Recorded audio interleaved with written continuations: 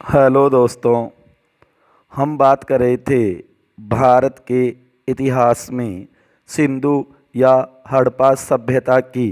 हमने पिछले वीडियो के अंदर देखा सिंधु सभ्यता का नाम, खोज, उसके बाद में काल निर्धारण, उसके निर्माता। आज हम बात करेंगे सिंधु हड़प्पा सभ्यता के भाग 2 पार्ट सेकंड में। याद रखना है दोस्तों, इससे पहले सिंधु या हड़प्पा सभ्यता का एक वीडियो मैंने बना दिया है। तो आज हम बात करेंगे सिंधु घाटी सभ्यता का विस्तार, सिंधु घाटी सभ्यता का विस्तार और उसके बाद में सिंधु घाटी सभ्यता की प्रमुख विशेषताएं अति महत्वपूर्ण है। बहुत बार कंपटीशन में इसमें से क्वेश्चन पूछा जाता है। इसके बाद दोस्तों एक वीडियो और बनाऊंगा सिंधु हड़प्पा सभ्यता का भाग 3, जिसके अंदर हम बात करेंगे सिंधुवासी या सैंधववासियों का जीवन, आर्थिक जीवन, सामाजिक जीवन, धार्मिक जीवन और राजनीतिक जीवन कैसा था, उससे जुड़ी हुई कुछ महत्वपूर्ण बातें या ये कहो उनकी विशेषता। और उसके बाद में हम बात करेंगे सिंधु सभ्यता के प्रमुख स्थल, वेरी मोस्ट होगा प्रमुख स्थल जो खोजे गए हैं, उनके खोजकर्ता कौन है, वहाँ पे क्या क्या अवशेष प्राप्त हुए हैं, उनके ऊपर चर्चा करेंगे हम अगले वीडियो में। जबकि आज हम बात करेंगे सिंधु सभ्यता की, सिंधु घाटी सभ्यता का विस्तार। सिंधु सभ्यता का विस्तार 3 देशों में है दोस्तों, याद रखना है 3 देशों में है, भारत, पाकिस्तान और अफगानिस्तान। कहने का मतलब भारत के अंदर सिंधु सभ्यता के अवशेष मिले हैं, पाकिस्तान के अंदर मिले हैं, अफगानिस्तान के अंदर मिले हैं। कहने का मतलब अब तक इस सभ्यता के अवशेष भारत, पाकिस्तान, अफगानिस्तान के भागों में पाए जा चुके हैं। और ये भी ध्यान रखना है सबसे ज़्यादा भारत में अवशेष मिले हैं, ज़्यादा विस्तारित है, उसके बाद में पाकिस्तान और उसके बाद में अफगानिस्तान क्रम से सबसे ज़्यादा भारत में अवशेष मिले, उसके बाद में पाकिस्तान में और उसके बाद में सबसे कम अफगानिस्तान में, सबसे कम अफगानिस्तान में। ये क्रम से है दोस्तों, याद रखना है। इस सभ्यता के अब तक 350 से अधिक, 350 से अधिक स्थल प्रकाश में आ चुके हैं। कहने का मतलब सिंधु हड़प्पा सभ्यता के लगभग 350 से अधिक स्थल खोजे जा चुके हैं, उत्खनन कार्य हो चुका है। इसके अधिकांश स्थल लगभग 250 या ये कहो 250 से भी अधिक गुजरात, जो भारत का राज्य है, गुजरात राज्य में प्राप्त हुए हैं, मिले हैं। यह लगभग 13 लाख वर्ग किलोमीटर में है, लगभग 13 लाख वर्ग किलोमीटर में। कहने का मतलब 12.99 लाख वर्ग किलोमीटर में ये फैली हुई है सिंधु सभ्यता, हड़प्पा सभ्यता। कहने का मतलब सैंधववासी, सिंधुवासी यहाँ रहा करते थे। इस सभ्यता के विस्तार के आधार पर ही विशाल साम्राज्य की इतिहासकार स्टुअर्ट पिगट, बहुत ही महत्वपूर्ण है, बहुत बार पूछा भी जाता है ये क्वेश्चन। स्टुअर्ट पिगट ने हड़प्पा और मोहनजोदड़ो, हड़प्पा और मोहनजोदड़ो ये दो इसके ये मानो महत्वपूर्ण स्थल या महत्वपूर्ण नगर थी, जो आगे हम विस्तार से पढ़ेंगे इनके बारे में, को जुड़वा राजधानी बताया है।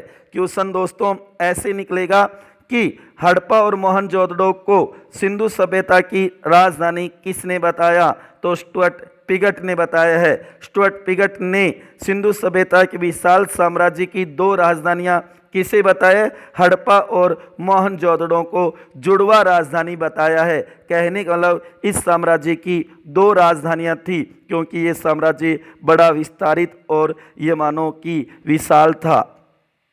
जबकि इतिहासकार दशरथ शर्मा ने कालीबंगा, जो हमारे राजस्थान प्रांत में है, कालीबंगा को इसकी तीसरी राजधानी, अति महत्वपूर्ण है, पीछे एक बार ये क्वेश्चन पूछा भी जा चुका है कि दशरथ शर्मा ने सिंधु सभ्यता की तीसरी राजधानी किसे बताया है, तो दोस्तों याद रखना है कालीबंगा को बताया है।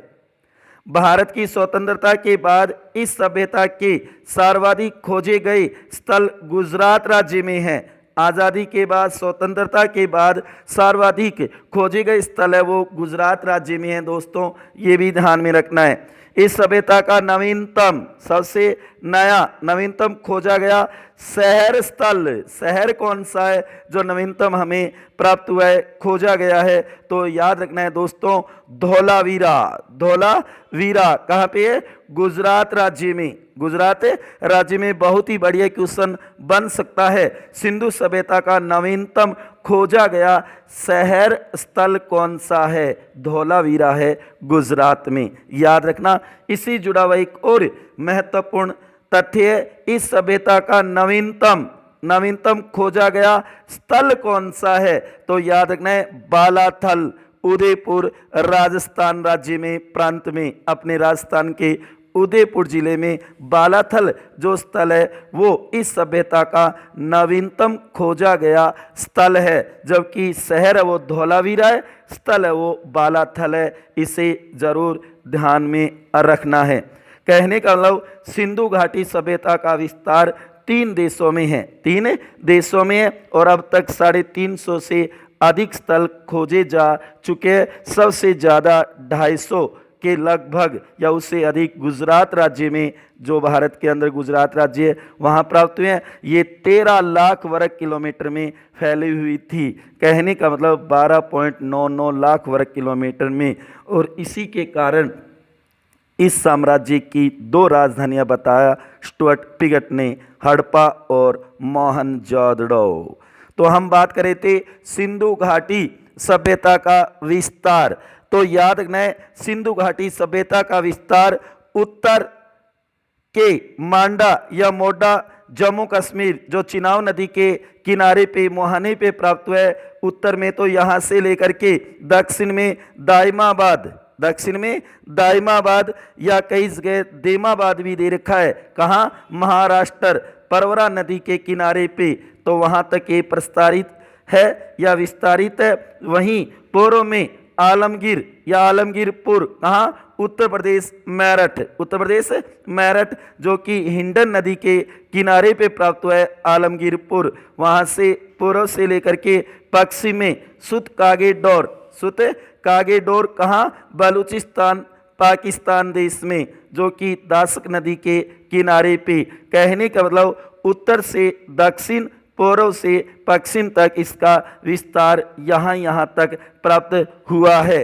कहने का मतलब है इस सभ्यता का फैलाव उत्तर में तो जम्मू कश्मीर से लेकर दक्षिण में नर्मदा के मुहाने तक, नर्मदा का मुहाना कहाँ? परवरा नदी जो कि महाराष्ट्र दाइमाबाद वहाँ तक है। और वहीं पश्चिम में मकरान समुद्र तट से, कहने दासक नदी बलूचिस्तान पाकिस्तान से लेकर, जो कि सुतकागेडोर स्थल प्राप्त हुए वहाँ से लेकर के, और ये मानो कि पूर्व में उत्तर प्रदेश में मेरठ का कौन सा स्थल? आलमगीरपुर जो हिंडन नदी के किनारे पे प्राप्त है, वहाँ तक ये प्रस्तारित है, विस्तारित है। तो ये बहुत ही महत्वपूर्ण है कि उत्तर में कौन सा स्थल है, याद रखना है मांडा, कहाँ? जम्मू कश्मीर। नदी कौन सी? चिनाब नदी। जबकि दक्षिण में कौन सा? दाइमाबाद, कहाँ? महाराष्ट्र राज्य में। और कौन सी नदी? परवरा नदी। वहीं पूर्व में कौन सा? आलमगीरपुर जो कि कहाँ है? उत्तर प्रदेश मेरठ के पास में। कौन सी नदी? हिंडन नदी। वहीं पश्चिम में कौन सा है? सुत कागेडोर कहाँ पे है? बलूचिस्तान पाकिस्तान देश में। कौन सी नदी? दासक नदी। तो ये यहाँ मैंने 3 बातें बताई है कि उत्तर में स्थल कौन सा है, कौन सा राज्य है, स्थल कौन सा? मांडा, राज्य कौन सा? जम्मू कश्मीर, नदी कौन सी? चिनाब। ये विस्तार जरूर तैयार कर लेवें और अपने नोट्स में, और ऐसा डायग्राम बना करके या भारत का मैप बना करके विश्व का, जिसमें पाकिस्तान अफगानिस्तान भी हो, इसको आप बना सकते हो सुंदर सा। ये देखा हमने सिंधु घाटी सभ्यता का विस्तार। अब बात करते हैं सिंधु घाटी सभ्यता की प्रमुख विशेषताएं। इसमें भी कई बार दोस्तों क्वेश्चन पूछा जाता है कि सिंधु घाटी सभ्यता से जुड़ा हुआ कौन सा कथन सत्य है, कौन सा असत्य है। तो कई बार उसके अंदर प्रमुख विशेषताएं हैं, उनसे जुड़ी हुई बातें या तथ्य दे दिए जाते हैं। तो याद रखना है दोस्तों कि सिंधु घाटी सभ्यता की प्रमुख विशेषताएं कौन कौन सी हैं। सबसे पहले तो बात याद रखना है, भारत की सुविकसित सभ्यता एवं संस्कृति का इतिहास सिंधु घाटी की सभ्यता से ही प्रारंभ होता है। भारतीय इतिहास का प्रारंभ या संस्कृति का प्रारंभ कहाँ से मानते हैं? सिंधु घाटी सभ्यता से ही मानते हैं। क्यों? क्योंकि यह वैदिक सभ्यता, आर्य सभ्यता वैदिक सभ्यता से भी प्राचीन है, वैदिक सभ्यता से भी प्राचीन है। अब बात करते हैं इसकी प्रमुख विशेषता। सबसे महत्वपूर्ण विशेषता है नगर नियोजन। नगर नियोजन पहली सिंधु सभ्यता की सबसे प्रभावशाली विशेषता उसकी सुनियोजित नगर नियोजन, नगर नियोजन एवं निकास प्रणाली है। दोस्तों याद रखना है, इसीलिए यह नगरीय या शहरी सभ्यता कहलाती है, या ये कहो इसे नगरीय या शहरी सभ्यता कहते हैं। नगर नियोजन। नंबर 2 नालियाँ, ये भी इसकी महत्वपूर्ण विशेषता है। नालियाँ, जल निकासी प्रणाली। याद रखना है दोस्तों, जल निकासी प्रणाली सिंधु घाटी सभ्यता की अद्वितीय विशेषता थी, क्योंकि ऐसी व्यवस्था और अन्य किसी सभ्यता में प्राप्त नहीं हुई है। अद्वितीय, जिसके समान दूसरा कोई नहीं है। नंबर 3 समाज।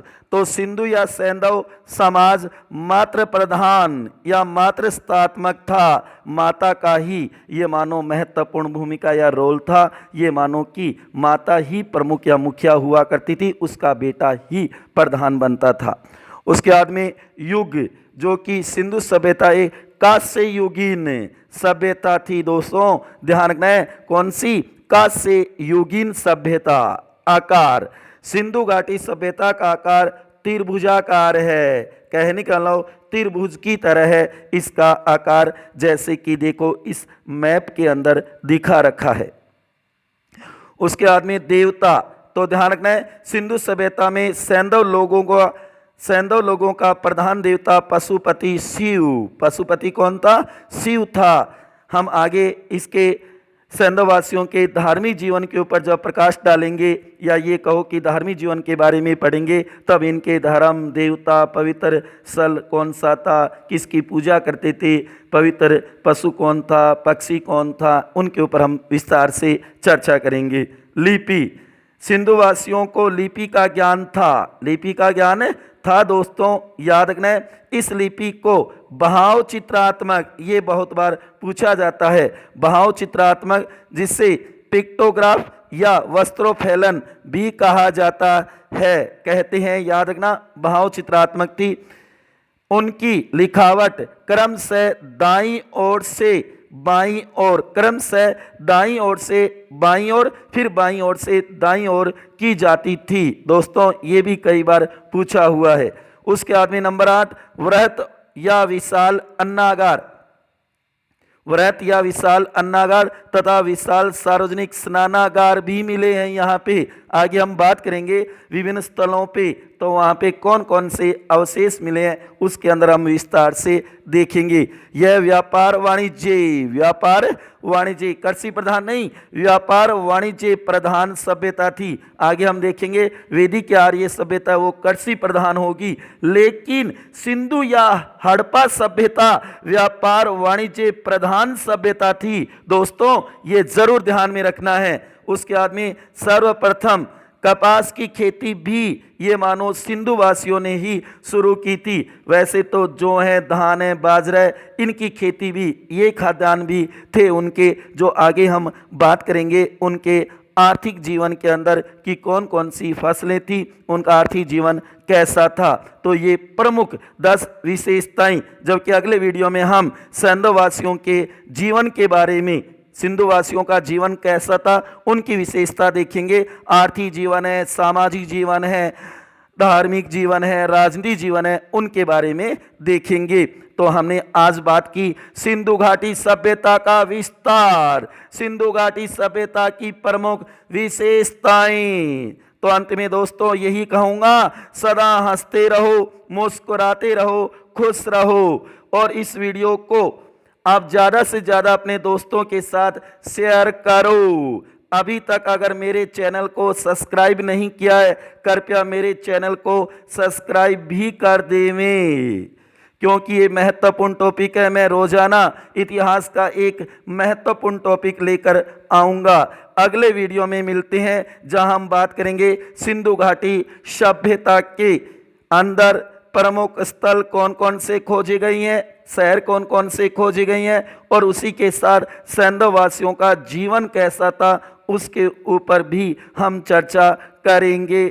सिंधु घाटी सभ्यता का पार्ट 3 भाग 3, उसके ऊपर हम विस्तार से चर्चा करेंगे। तो आज हमने बात की सिंधु घाटी सभ्यता की प्रमुख विशेषताएं, इन्हें नोट कर लेना दोस्तों, अपने एक रजिस्टर डाल लो और उसके अंदर बढ़िया से सुंदर से अपने इतिहास के नोट्स बना लो, जो आगामी कंपटीशनों में हमारे काम आ सके। तो इसलिए सिंधु घाटी सभ्यता प्रमुख विशेषताएं हैं, मैं सभी नहीं कहूँगा, लेकिन प्रमुख विशेषताएं हैं और उसका विस्तार, सिंधु घाटी सभ्यता का विस्तार कहाँ से कहाँ तक है, इसके ऊपर भी हमने विस्तार से चर्चा की दोस्तों। इसी के साथ धन्यवाद।